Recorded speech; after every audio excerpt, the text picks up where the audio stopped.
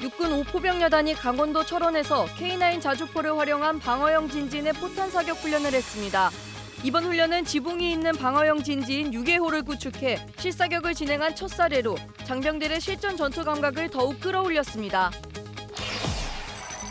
한국국방연구원이 탄도미사일 요격이 가능한 미사일인 SM-3 도입 사업에 대한 타당성 조사 결과를 조건부 타당으로 결론지었습니다. SM-3 도입 물량과 전력화 시기를 조정한 이후엔 사업에 더욱 속도가 붙을 전망입니다. SM-3가 도입되면 정조대항함급 이지스 구축함에 탑재될 예정입니다. KFN 뉴스가 새로 선보이는 네일로 코너에선 제대 군인들의 인생 2막을 들여다보고 그들의 이야기를 전합니다. 20년의 공군조종사 생활을 마치고 경제 강사로 내일을 살아가고 있는 박지청 강사를 만나봤습니다. 시청자 여러분 그리고 국군 장병 여러분 안녕하십니까? 2월 5일 KFN 뉴스 시작합니다. 육군 5포병여단이 강원도 철원 포병사격장에서 K9 자주포를 활용한 6.25 포상 내 포탄 사격 훈련을 실시했습니다. 김은별 기자입니다.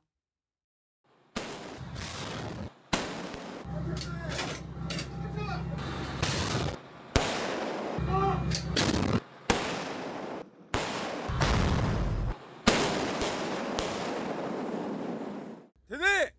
새 준비! 쏴! 육군 5포병여단은 4일과 5일 강원도 철원에서 6.25 포상을 구축한 실탄 사격 훈련을 실시했습니다. 6.25 포상은 적의 타격 위협에 대비해 포병 전력의 생존성을 보장하고 효과적인 사격 임무를 수행할 수 있도록 설계된 방어형 진지입니다. 이번 훈련은 사격장 내 6.25 포상을 구축해 실사격을 실시한 최초의 사례로서 의미를 더했습니다. 훈련은 실제 전장과 동일한 환경에서 사격감 발생할 수 있는 다양한 변수들을 분석하고 대응책을 마련하기 위해 실시됐습니다. 중부전선 최일선의 화력을 담당하는 포반장으로서 적을 일격에 경멸할 수 있는 능력과 태세를 갖추기 위해 최선을 다하겠습니다. 여단은 훈련을 진행하며 K9 자주포를 활용한 사격 절차 수행에서 6.25 환경이 미치는 영향을 면밀히 분석했습니다. 실전과 같은 환경에서 진행된 이번 훈련을 통해 우리 부대의 압도적인 화력과 정확성이 다시 한번 입증되었습니다. 앞으로도 끊임없는 훈련을 통해 적과 싸워 이길 수 있는 완벽한 화력 전투 태세를 갖춰나가겠습니다. 5포병여단은 앞으로도 실전과 동일한 환경에서 작전 수행 능력을 지속적으로 강화해 나갈 예정입니다. KFN 뉴스 김은별입니다. 육군 51사단이 700특공연대와 함께 혹한기 훈련을 진행했습니다. 훈련은 복잡한 산업단지에 침투한 적을 찾아내는 데 중점을 두고 진행했는데요. 현장에 안재영 기자가 다녀왔습니다. 산업단지에 침투한 적을 찾기 위해 특공장병들이 수색을 시작합니다. 수색 중 적이 이용한 것으로 추정되는 차량이 발견되자 단서를 찾기 위한 움직임이 빨라집니다. 각종 단서 속 적의 계획과 위치가 확인되자 적을 향한 포위망은 더욱 좁혀집니다. 육군 51보병사단과 700특공연대 약 500여 명의 장병들이 포승국가 산업단지를 방어하는 훈련을 진행했습니다. 포승국가 산업단지는 매우 넓은 면적에 수많은 공장이 들어선 만큼 반복된 훈련을 통해 내부의 지리를 익히는 것이 필수입니다. 약 800만 제곱미터에 달하는 면적에 금속과 기계, 화학 등 300여 개의 업체가 자리한 포승산업단지는 국가산업의 주요 역량 중 하나입니다.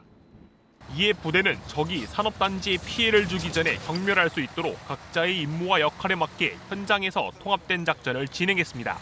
51사단은 산업단지를 넓게 포위하고 검문소를 운영하며 적이 빠져나가지 못하게 차단 작전에 나섰습니다. 700특공연대는 51사단이 구축한 포위망 안쪽으로 돌입해 적 침투 단서와 흔적을 찾아가는 수색 작전에 돌입했습니다.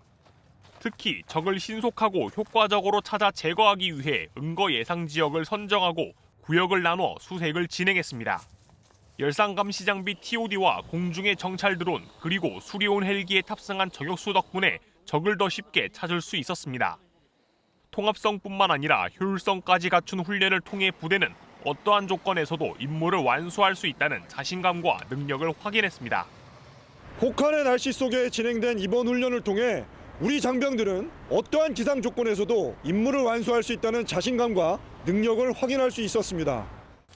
부대는 현재 수준에 머무르지 않고 통합방위 작전을 원활하고 강력하게 운영하는 훈련에 매진해 작전 지역에 적이 침투하면 반드시 경멸하겠다는 방침입니다. KFN 뉴스 안지현입니다. 고도 500km로 날아오는 적의 탄도미사일을 요격할 수 있는 미사일인 SM-3 도입 사업에 대한 타당성 조사 결과가 조건부 타당으로 나왔습니다. 이채원 기자의 보도입니다. 복수의 군 관계자에 따르면 국방연구원은 지난 1일까지 진행된 해군의 SM-3 해상탄도탄 요격유도탄 블록원 구매 사업에 대한 사업 타당성 조사를 통해 조건부 타당으로 결론을 내렸다고 밝혔습니다. 앞서 방위사업청은 지난해 4월 26일 열린 제161회 방위사업 추진위원회 회의에서 SM-3를 해외 구매로 확보를 결정한 바 있습니다. 미국산 SM-3 블록원을 정부 대 정부 계약인 대외군사 판매 방식으로 총 30여 발 도입하기로 한 겁니다. 당시 책정된 사업비는 8,039억 원이며 사업 기간은 올해부터 2030년이었으며 한 발당 가격은 200에서 300억 원 수준입니다. 국방연구원의 사업 타당성 조사라는 관문을 통과하면서 SM-3 도입 사업은 탄력을 받게 됐습니다. 하지만 국방연구원은 SM-3 도입 물량과 전력화 시기를 조정할 필요가 있다고 밝혀 전력화 시기는 2030년대 초반으로 늦어지고 도입 물량도 줄어들 것으로 보입니다. SM-3는 정조대왕함급 이지스 구축함에 탑재되며 차기 이지스 구축함인 정조대왕함급은 총 3척이 건조됩니다. SM-3 블록원의 요격 고도는 90에서 500km로 탄도미사일의 상승과 중간, 종말 비행 단계 중 중간 단계에서 요격할 수 있습니다. SM-3까지 탑재하면 정조대왕함은 중간과 종말 두 단계에서 우리 영토를 위협하는 적 미사일을 요격할 수 있는 체계를 갖추게 됩니다. KFN 뉴스 이채원입니다. 러시아에 파병된 북한군이 전선에서 일시 퇴각했다는 외신 보도가 나온 가운데 우크라이나군 정보수장은 북한군이 러시아에서 여전히 전투 중이라고 밝혔습니다. 김은진 기자의 보도입니다. 우크라이나군 정보총국장 키릴로 부다노우는 현지 시간 어제 보도된 미국 군사 전문 매체 워전과의 인터뷰에서 북한군이 몇 주간 최전선에 나타나지 않았다는 기존 보도들을 부인했습니다. 다만 그는 북한군 수가 감소했으며 우크라이나는 그 이유를 확인하고 있다고 말했습니다. 지난달 30일 뉴욕타임즈가 북한이 지난해 11월 약 1만 1천 명 규모의 병력을 러시아에 파병했으나 북한이 상당한 피해를 보고 퇴각했으며 이들이 추가 훈련을 받고 재투입될 가능성이 있다고 보도했습니다. 국정원은 1월 중순부터 크루스크에 파병된 북한군의 전투 참여 동향이 없는 것으로 보인다며 사상자 다수 발생이 그 이유 중 하나일 수 있지만 정확한 사항은 파악 중이라고 밝혔습니다.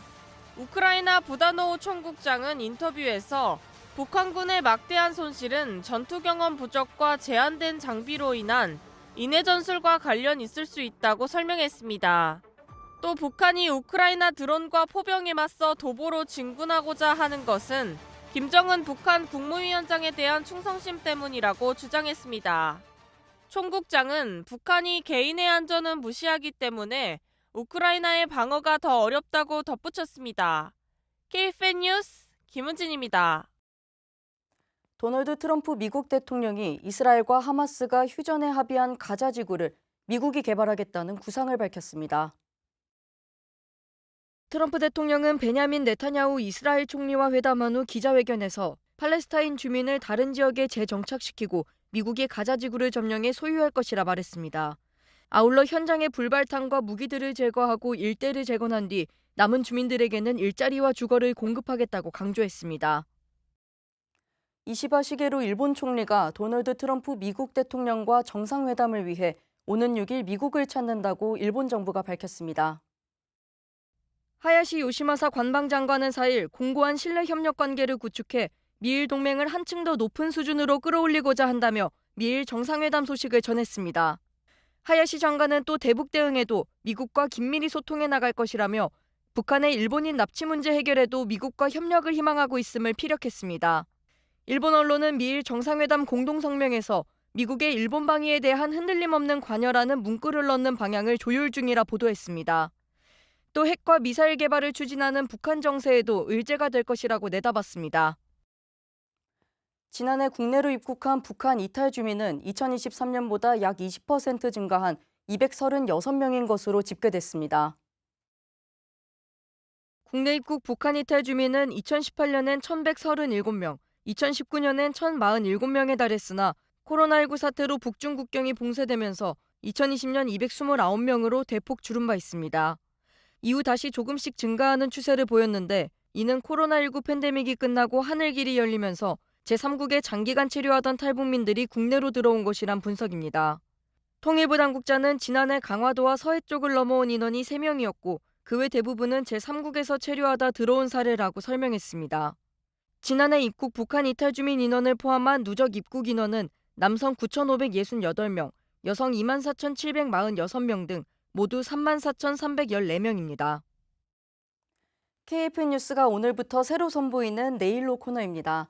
올해 KFN 뉴스는 제대 군인의 내일, 인생 2막을 들여다보고 그들의 이야기를 전할 계획인데요. 첫 순서로 경제 분야에서 활약하는 공군조종사 출신 박지청 강사를 만납니다. 박인배 기자입니다. 바로 이곳에 경제 강사로 변신한 공군 조종사가 있습니다. 20년의 군 생활을 발판 삼아 제2의 인생을 살아가고 있는 박지청 강사의 내일로 들어갑니다. 먼저 자기소개 부탁드립니다. 저는 공군 조종사로 약 20년간 생활했고 또 3년 정도 아시아나항공에서 부기장으로 생활한 다음에 지금은 연구원에서 전략을 연구하면서도 책을 쓴 다음에 부동산 강의를 하고 있습니다. 현역 시절 저축과 연금만 알던 박 강사는 동료가 추천한 책을 읽고 경제에 눈을 떴습니다. 내 집 마련을 위해 재테크가 중요하다는 걸 실감했습니다. 그때 당시에 제가 이제 가진 돈이 한 5천만 원 정도밖에 없었는데 그 돈으로 하려고 하다 보니 전세도 구하기 어렵더라고요. 그래서 이제 그때 내 집 마련을 하면서 정말 이제 공부를 시작하고 본격적으로 아마 그때부터 경제 활동 그리고 경제적인 지식을 쌓아야 되겠다 이런 것. 박 강사는 2008년 전 재산 5천만 원을 투자해 2억 5천만 원짜리 낡은 빌라를 매입했습니다. 해당 지역의 재개발 사업이 완료되면서 당시 투자한 빌라는 10억 원 이상의 수익을 냈습니다. 이후에도 다른 재개발 구역에 투자를 이어가면서 지금까지 시세 차익으로 500%의 이익을 얻었습니다. 이렇게 쌓은 경험과 지식은 책에 담아 공유하고 있습니다. 책을 통해서 좀 소개를 해드리고 그 내용을 또 기본으로 해서 강의를 또 하면서 내 집 마련에 대한 그 희망적 메시지를 좀 전해드리려고 하고 있습니다. 제대 이후 강사로 활동하면서도 군에 대한 애정은 여전합니다. 새 출발의 원동력 역시 20년 동안의 군 생활에서 비롯됐습니다. 조종사로서 이제 자부심을 갖고 또 군 복무를 했다는 것 자체가 저한테는 큰 의미를 부여하는 건데 그 와중에서는 제 원래 꿈이었던 그 교수 생활을 공무생활학교에서 약 3년 정도 생활을 했거든요. 그때 생도들을 가르치고 또 같이 또 뛰고 뭐 이런 것들이 아마 제일 좋았던 에피소드. 공군 조종사 출신이 말하는 경제 이야기. 인생 2막을 성공적으로 여는 비결은 하고 싶은 일을 하는 거라고 말합니다. 항상 열려있는 마음으로 이제 도와드릴 수 있다고 말씀드리고 싶고 또 당연히 성공할 수 있다라고 하는 것을 전해드리고 싶어요. 저도 공군 조종사가 지금 이렇게 하고 있잖아요. 내일로 박인배입니다. 군대와 관련한 지식과 상식을 전하는 군 쏠쏠 정보 시간입니다. K방산이 중흥기를 맞이한 오늘날 우리 군 무기체계 가운데 국산이 아닌 것을 찾아보기가 더 힘들어졌는데요. 오늘은 우리 육군이 운용하고 있는 국산 무기체계, 그중에서도 차륜형 무기체계를 모아서 소개해드립니다. 김철환 기자입니다. 육군의 지상 장비를 형태로 구분해보면 전차와 같이 무한궤도를 장착한 궤도형과 일반 차량의 바퀴가 달린 차륜형으로 크게 나눌 수 있습니다. 이번 군 쏠쏠 정보에서는 대한민국이 개발한 바퀴 달린 무기체계, 육군의 차륜형 장비들을 정리해드리겠습니다. 먼저 90년대 중반에 도입돼 X세대 장병들에게 익숙한 K131 지휘용 전술 차량이 있습니다. 과거 기아자동차와 합병한 아시아자동차가 개발한 국산 장비로 놀랍게도 전자기파, EMP 공격을 견디는 설계까지 적용됐습니다. 방위사업청의 무기대백과에 따르면 적 미사일 발견 시 8초 이내에 17m 이상을 회피해 피해를 최소화할 수 있다고 합니다. 물론 운전자가 미사일을 식별해 직접 회피 기동을 해야 합니다. K131은 2017년부터 기아가 개발한 K151 소형 전술 차량으로 대체되고 있습니다. K151은 M60과 K6 등 각종 기관총은 물론 K4 고속 유탄 기관총과 국산 대전차 유도무기 현궁 등으로 무장이 가능합니다. 지휘 차량과 통신 장비 탑재, 구급차 등 다양한 파생형이 지속 추가되고 있습니다. 이어서 소개해드릴 장비는 K808, K806 100호 차륜형 장갑차입니다. 현대로템이 개발한 100호 장갑차는 8륜 보병 전투형인 K808과 6륜 병력 수송형인 K806 등 크게 두 가지로 구분됩니다. 지상에서의 최고 속력은 시속 100km에 달하며 K808의 경우 워터제트를 장비해 시속 8km의 속도로 수상주행도 가능합니다. 파생형으로는 달리는 야전 지휘소인 K877과 K870 지휘 차량이 있습니다. 또 K808 차체를 기반으로 한 K30W 1000호 차륜형 자주대공포도 2021년부터 전력화를 시작했습니다. 자주발칸포와 견인 발칸포를 대체하는 1000호 자주대공포는 2연장 30mm 포탑으로 무장해 기존보다 화력과 사거리가 향상됐습니다. 최신 사격 통제 장치와 전자광학 추적 장비를 갖춰 전력화가 오래된 K30 B호 자주대공포보다 성능이 낮다는 평가를 받고 있습니다. 105mm 견인포의 수명을 크게 늘려준 K105A1 풍익 자주포도 차륜형 무기체계입니다. 저비용 고효율 무기체계로 손꼽히는 풍익은 이동간 1분 이내에 초탄 사격이 가능하고 분당 최대 10발을 발사할 수 있습니다. 아랍에미리트와 사우디아라비아, 폴란드 등에 수출된 K239 천무 다연장 로켓은 미국의 M142 하이마스와 같이 차륜형 차대를 채택했습니다. 한국형 삼축체계의 주요 무기체계 중 하나인 천무는 정밀하고 연속적인 화력 투사 능력을 바탕으로 적 도발 원점을 타격하는 킬체인과 대량 응징 보복용 무기체계로 꼽히고 있습니다. 대한민국 미사일 전력의 핵심인 현무 시리즈도 차륜형 이동식 발사대 텔을 이용합니다. 현무 시리즈의 텔은 국군의 날 행사와 발사 시험 등의 모습을 드러내고 있는데 현무 시리즈의 발전에 따라 차체도 커지고 바퀴도 늘어나는 것이 눈에 띕니다. 특히 지난해 76주년 국군의 날 행사에는 무려 18개의 바퀴를 가진 거대한 텔이 현무 고위력 탄도미사일을 싣고 나타나 주목받았습니다. 과거에는 기계화라고 하면 흔히 전차와 같은 궤도형 차량을 생각했는데요. 이제는 기술과 전술의 발달에 따라 일반 차량과 같이 바퀴로 운행하는 차륜형 무기체계도 빠르게 늘어나고 있습니다. 우리 군에서도 대활약하고 있는 차륜형 장비들이 세계 시장에서 K방산의 명성을 이어가길 기원해봅니다. 지금까지 군 쏠쏠 정보 김철환이었습니다.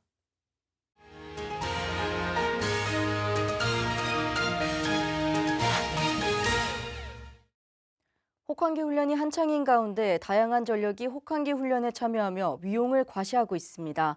특히 올해 혹한기 훈련에 새롭게 실전 투입된 전력들이 있는데요. 어떤 전력인지 자세한 뉴스바바에서 전해드리겠습니다.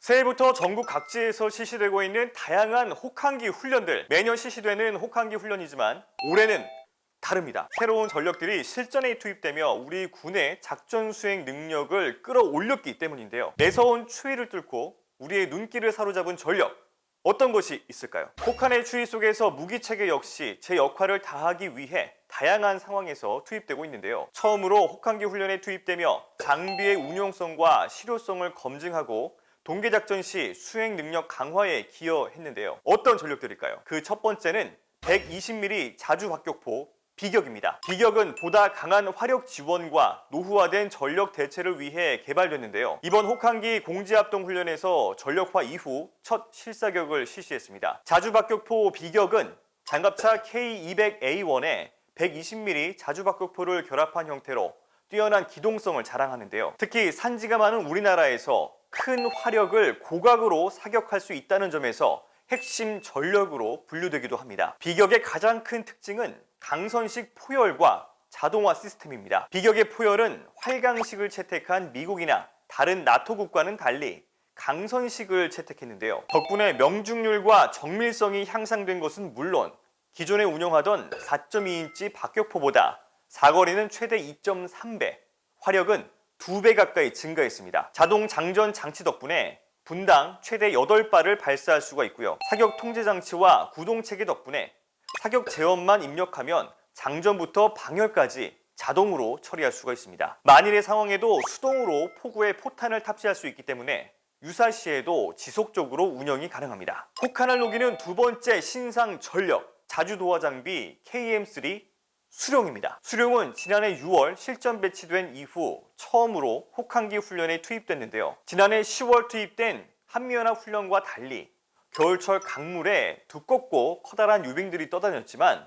어려움 없이 헤쳐나가며 무사히 임무를 수행했습니다. 자주도하 장비 수룡은 군 전력이 안전하게 강을 건널 수 있도록 돕기 위해서 개발된 전력으로 강과 하천이 많은 우리나라 지형에 꼭 필요한 전력입니다. 지금까지 우리 군은 도하 작전에 리본 부교 등을 이용했는데요. 수룡이 전력화됨으로써 설치 시간 단축과 인원 감축 효과를 얻었습니다. 수륙 양용 형태인 수룡은 평상시에는 차량 형태로 운영이 되고 도하 시 문교나 부교 형태로 신속히 전환할 수가 있는데요. 육상에서는 최대 속도 시속 70km의 속도로, 수상에서는 시속 11km의 속도로 기동할 수가 있습니다. 또 수룡 2대를 합치면 K1 전차 한 대를 실어 나를 수가 있고요. 이렇게 연결된 2대의 수룡은 한 명의 장병이 조종할 수가 있습니다. 첫 혹한기 훈련에 투입되며 거침없이 능력을 발휘한 비격과 수룡. 어떤 환경에도 우리 군은 온전한 준비태세로 국가방위에 나선다는 각오입니다.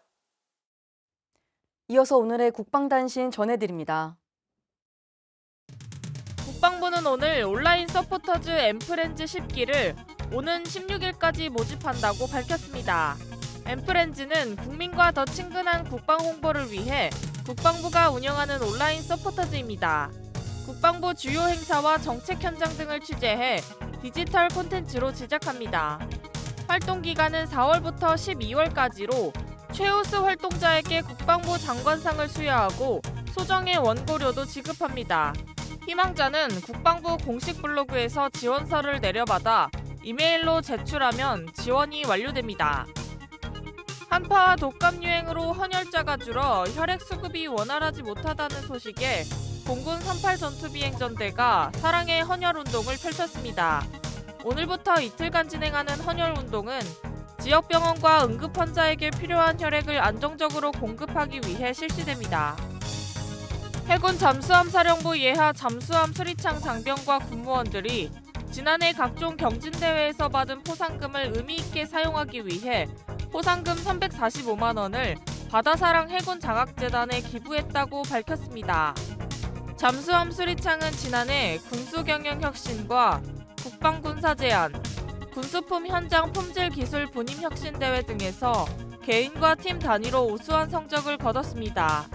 또 잠수함 수리창은 지난해 1월에도 전년도 대회 포상금 300만 원을 기부한 바 있습니다.